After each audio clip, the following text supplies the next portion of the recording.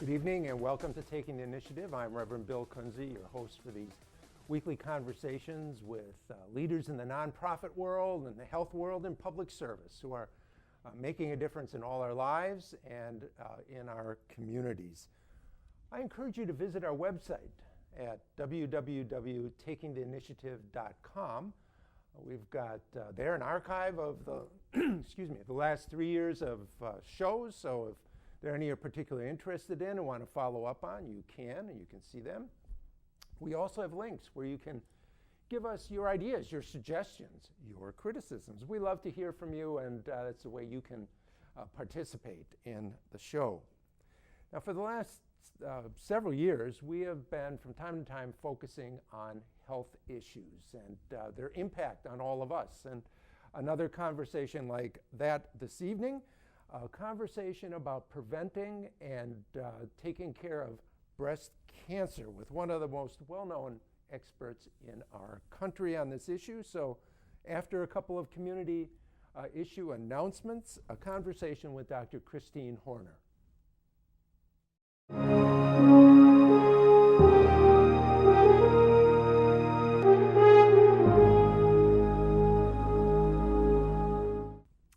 Welcome back. I am very pleased to welcome to Taking the Initiative Dr. Christine Horner. Dr. Horner is a board-certified surgeon who came into national prominence in the late 1990s, leading a successful campaign, really, an effort to get a law adopted that requires insurance companies to pay for breast reconstruction following mastectomy. She is the author of the award-winning book, Waking the Warrior Goddess, her program to protect against and fight breast cancer. She's been a guest on almost every national network news interview show throughout our nation, so welcome to Taking the Initiative. Thank you. It's my pleasure to be with you. Well, first, before the male half of our audience hits those remotes, Yes. Why is it important for men, for people, for me, to be hearing this conversation tonight? Sure. So breast cancer actually can occur in men too. It's not very common. In fact, 99% of breast cancers are diagnosed in women, but 1% in men. But even more importantly, what we know is that breast cancer, prostate cancer, and colon cancer are very similar tumors. So what causes one to grow or protects against one does it for all three. So this information applies to men in particular too, because of the breast and prostate cancer and colon cancer. So guys, stay tuned now. Besides, your wives and mothers and daughters are all involved in this as well. Why are you... Speaking of being involved, why are you so involved in this? Well, several different reasons, but my passion really came from the fact that my own mother had breast cancer, and she had her first diagnosis way back when I was in college, and so I had a special interest, got involved with American Cancer Society, and did a lot of breast reconstructive surgery in my practice. And then in 1993, insurance companies stopped paying for breast reconstruction. They said it wasn't medically necessary, and then finally I got a letter from an insurance company that said it was on an organ with no function, which was why they weren't going to pay for it. And I went, uh-oh, you just talked to the wrong person. So I organized a national campaign to pass legislation to make it mandatory that insurance companies pay for breast reconstruction following mastectomy. Actually worked in the States and then worked on a federal bill and met with President Clinton and Hillary several times, and we were able to get that bill passed in 1998. So now it's a federal law that insurance companies must pay for breast reconstruction following mastectomies. But during that campaign, my own mother developed metastatic breast cancer, and she died about 9 months later, so that really, rocked my world. And then in my practice, I noticed that my patients were getting younger and younger and younger until finally I was doing breast reconstruction for breast cancer, women in their 20s. And I thought, something is so wrong with this. So I started going through the medical research to see if there was anything that research showed that women could do to lower their risk. And this is back in the 90s again too, before Dr. Oz, and before we really knew anything. And so I started looking, and I found thousands of studies that show exactly why we have a breast cancer epidemic and prostate cancer and colon cancer, all the things we're doing to contribute to these diseases. all the things that we traditionally don't do in this culture that are highly protective, and they were all natural. So food, supplements, lifestyle choices are the #1 influencing factors. And in fact, it's thought that 95% of the cases of breast cancer could be prevented through diet and lifestyle changes alone. Well, that's amazing to hear. I wonder if we back up a little bit. We talk. What is breast cancer, and are there different kinds and forms? Correct. Yes, there's many different kinds, but mostly what we know is that there's generally damage that occurs to the DNA in the cells, and the cells start to grow and divide, and that's normal processes. That's how our body regenerates itself and heals itself. But if the process continues out of control, that's what cancer is. And we see it as a result of toxins, of stress, and again, a lot of things that are damaging our DNA where it's not able to repair itself, adequately. That sounds pretty general about cancer in general. Right. There's hormones that are involved with breast cancer, as well as prostate and colon cancer, which is why they're very similar. So hormonal causes, having excess amounts of estrogen of various different types, fuels the growth of breast cancer as well. Are there different kinds of breast cancer? There are. So there's the most common type is called interductal carcinoma, meaning that it starts in the milk ducts.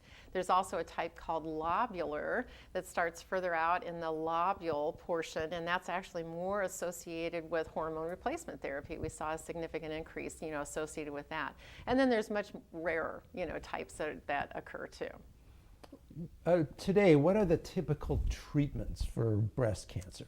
Well, today the typical treatments haven't changed in the last 30 or 40 years. So from a Western standpoint, the only thing that we offer women is to cut the tumor out, to do radiation, and to do chemotherapy. And nothing's really changed, in that realm. And actually, the survival statistics, if you look at them very closely, we haven't made such a huge impact using those treatments alone. But doing a combination of doing what we call complementary and alternative medicine, which is ridiculous because it's talking about our food, various different supplements and lifestyle. When we combine those, we get a 3 times better outcome than if we just do Western medicine alone. What are the trends today in terms of incidence of breast cancer, and what populations and so on? Sure. Well, obviously it's more common in women, and the older a woman gets, the more likely she is to develop breast cancer. However, what's interesting is that we found that the one group of women where the rates are still increasing are in young women, which is what my message is about, today, about talking about what we can do in prevention of young women in their 20s and their 30s and their 40s, way before mammograms are even, remotely recommended. Now, the good news is that we were seeing an increase in all age groups, and in 2003, there was a study that came out called the Women's Health Initiative Study, which was this prospective study where we get the very best information following people into the future. And we found that hormone replacement therapy was a very significant contributor to breast cancer. That year, the prescribing practices of this medication changed drastically, where it's not prescribed that much anymore. And the following year, there was a 7% reduction in breast cancer. The year after that, an equal amount of reduction, a 12% in postmenopausal women, and it stayed pretty stable since then. So pretty much, I would assume you recommend women not to get that. Not to take hormone replacement therapy. There's many natural things that you can do to balance your hormones. And you mentioned that what's going against the trend is very young women. Yes. Why? Well, this is, kind of a controversial area, but there's a number of theories of why we're seeing it in women as young as 20 years old. And that has to do with one issue is that in the United States, the age at which girls are going through puberty has gotten younger and younger and younger, and now the average age is 10 years old. Around the world, it's 16 to 17 years old. And if a girl starts her period at age 10 versus age 16, her risk of breast cancer is 50% higher for the rest of her life. And that's because she's having more menstrual periods over her lifetime. with each menstrual period, there's a surge of a type of estrogen called estradiol, which is the strongest, most abundant form of estrogen and the one that's most linked to breast cancer. So having this early puberty, which we think comes from not eating organic foods, so some of our pesticides, herbicides, growth factors, that they put in meats and so forth, are things that will stimulate the early puberty and also stimulate the growth of cancers as well. The other issue is that when a girl goes through her puberty, her breast cells are actually immature at that point. So they're more sensitive to environmental toxins, radiation, bad growth factors in our foods and so forth. And technically speaking, they say breast cells don't mature until a woman or girl has a baby. However, there's certain foods that they found that will mature the breast cells and make them more resistant to the environmental toxins. But that's one of the big issues, is that this increased sensitivity that they have over a fairly long period of time if they're starting their periods early. So that's one of the main reasons why we think. So is that particular to the United States and Europe, or is that kind of worldwide? It's much more common in Western countries. However, in areas like Asia and also so like Japan, China, that area, and also India, we find that the incidence of breast cancer, prostate cancer, and so forth is very low. And when we go through the medical research and look at the factors that we know that are contributing, the factors that we know can help protect against it, it's very easy to see why it's so prevalent in our culture and not so prevalent in theirs, because their habits are so healthy. You don't have a display, but we want to talk about your plan to prevent and fight breast cancer after the break. But I'm also wondering, is sort of sedentary lifestyles, do these contribute? And so many health issues seem to be related to our lack of physical activity. Is that Yes. possible? Is that connected to breast cancer as well? Absolutely it is. In fact, when I started going through the medical research to see, what was associated with it, it's really interesting, because most of the things are not specific for breast cancer. In fact, everything that I found that contributes to the cause of breast cancer contributes to every single chronic disease. And the things that help to protect against it likewise will help to protect against every chronic disease. So many women who read my book, they said, this is kind of my handbook, my guidebook for good health in general. So definitely exercise is part of it. They find that people who even do brisk walking on a daily basis can have as much as a 30% lower to 30 to 50% lower incidence of breast cancer. If you do rigorous exercise, like me, I'm a runner. You are. I am. There's an 80% reduction in breast cancer in people that do rigorous activities. Well, that's certainly an encouragement to become That's a right. runner. Even my old knees, right? Yeah. And are you still performing surgery? Are you still? I am not. So what happened was, when I started learning all this information and I got introduced to a system of medicine called Ayurveda, which Deepak Chopra talks about, and it's from India, 5,000-year-old system of medicine, holistic system. Ayur means life, Veda means knowledge. So it literally means the knowledge of life, and it teaches us basically what it means to be a human being and what the rule book is. I didn't learn any of that in medical school or in my residency. And so these particular systems, tell us all these natural laws that we're governed by as human beings. So for instance, Ayurveda 5,000 years ago said you should go to bed by 10 o'clock and get up by 6 o'clock. And guess what? I'm in trouble. You are in trouble.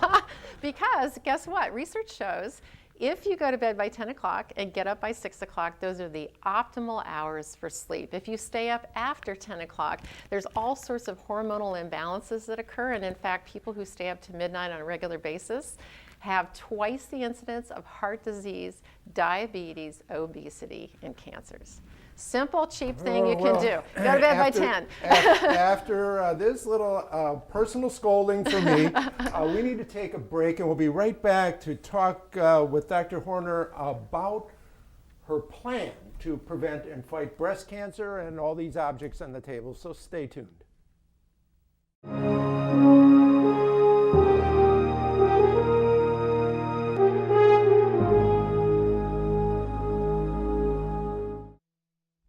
Welcome back. With me to talk about lifestyle changes that can help and prevent breast cancer and other cancers is surgeon and author Dr. Christine Horner.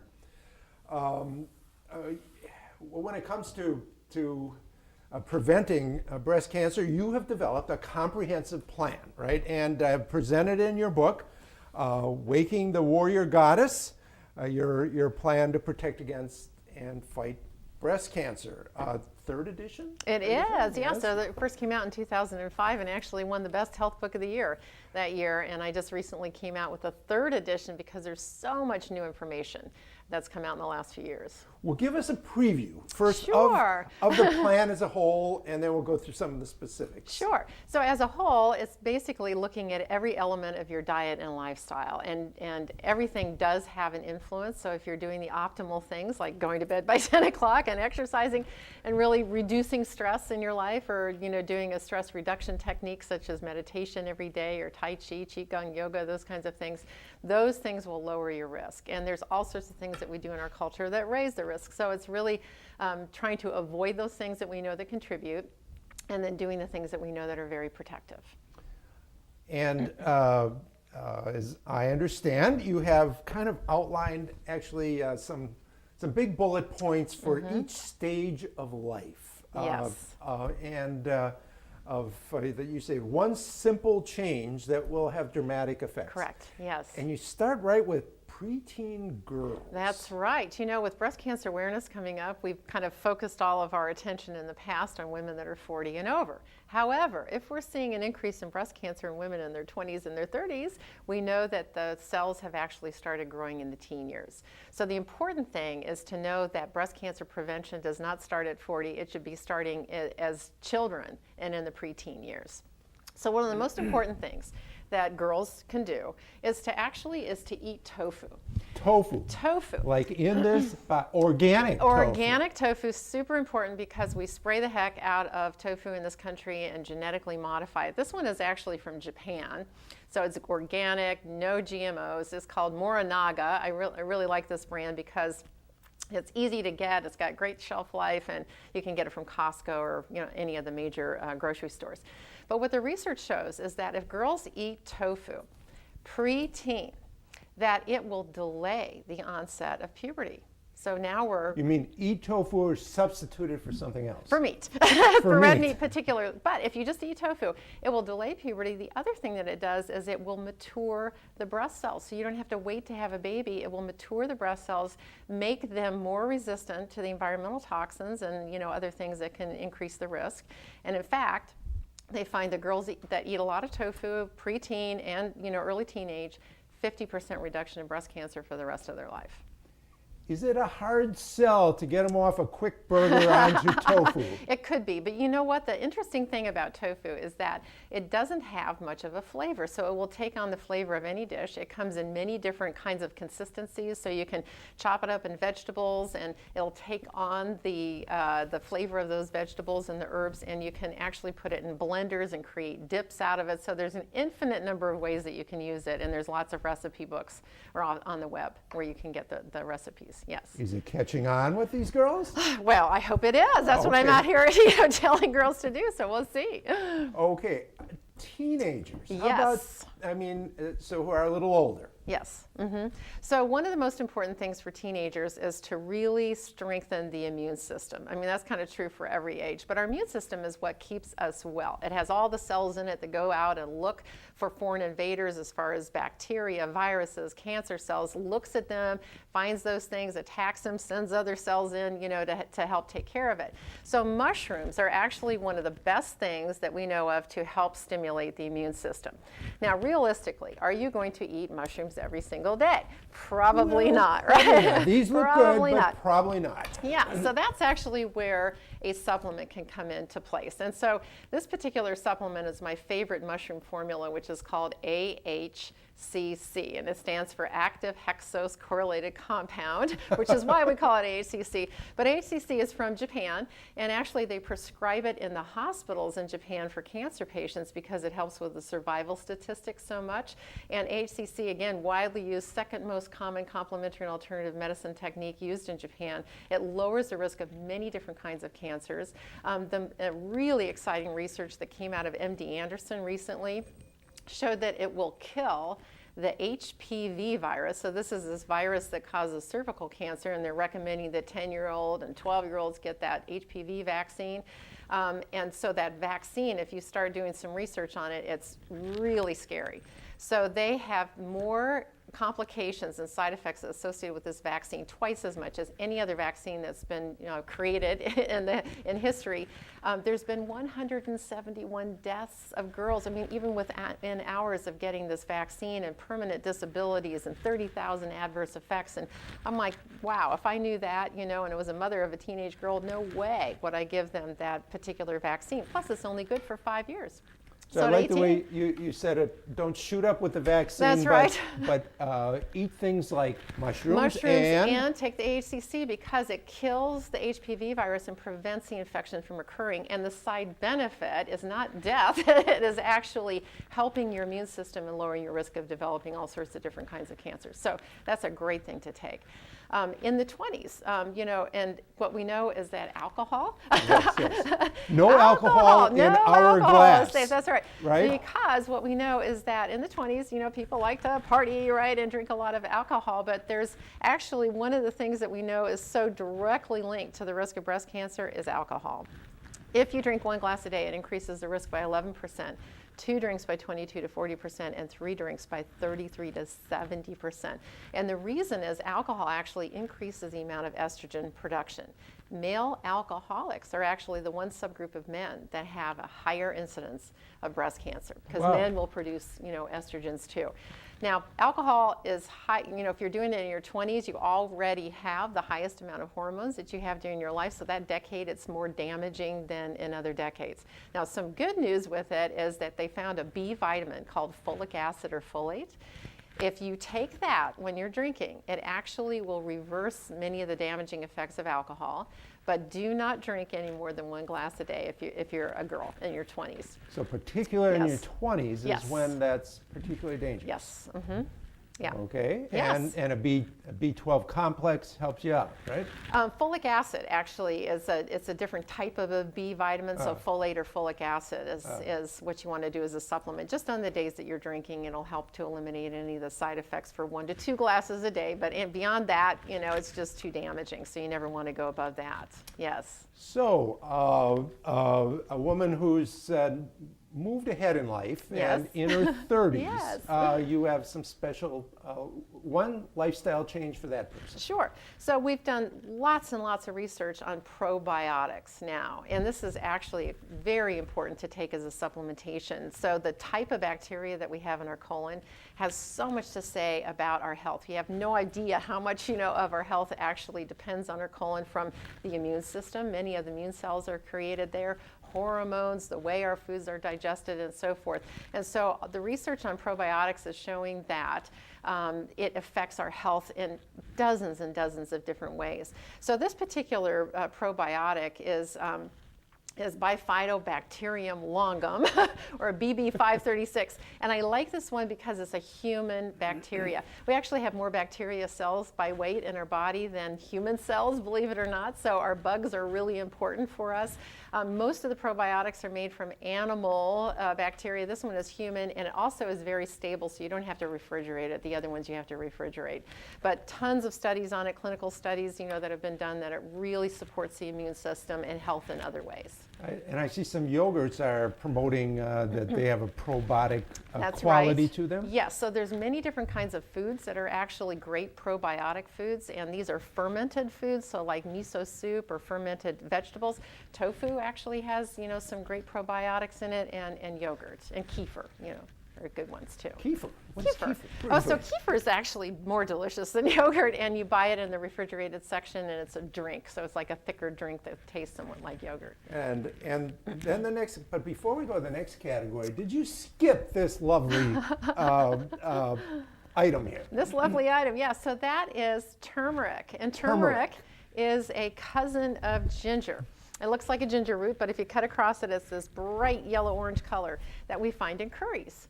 And this is considered the #1 anti-cancer spice. There's been 7,000 studies done on turmeric, including at MD Anderson, the big cancer hospital, and it inhibits many different kinds of cancers, and they found over 150 different ways that it works. So including it as much as you can in your diet, you can find it in the spice section in the powder form, or you can take it as a supplement, too, because again, are you going to cook with it every day? No. No, but I like curries. Right. So you can do, tofu, mushroom, curry, stir, fry, pure medicine. Every day. What about women 40 and over? You have some special recommendations there. Yeah, so over 40, we've been saying, hey, you should get your mammograms done. And there's been a number of studies that have come out in this past year, long-term studies with large numbers of women that are calling mammograms into question. So we're not seeing any difference statistically in the mortality rates in women who have mammograms versus women who just do physical examination. In addition to that, they found all sorts of problems with mammogram, from producing radiation that increases the risk of breast cancer, to missing 20 to 30% of tumors, so women think they're okay and they're not. In women who have dense breasts, which includes 40% of the population, it's not appropriate. So doing tests like ultrasound, thermography, physical examination are thought to replace mammograms. Well, thank you for that. I know you have much more to say, but much of it is in the book, which I encourage you to get and read, Waking the Warrior Goddess, and I encourage you to tune in again next week, same time, same place. Good night.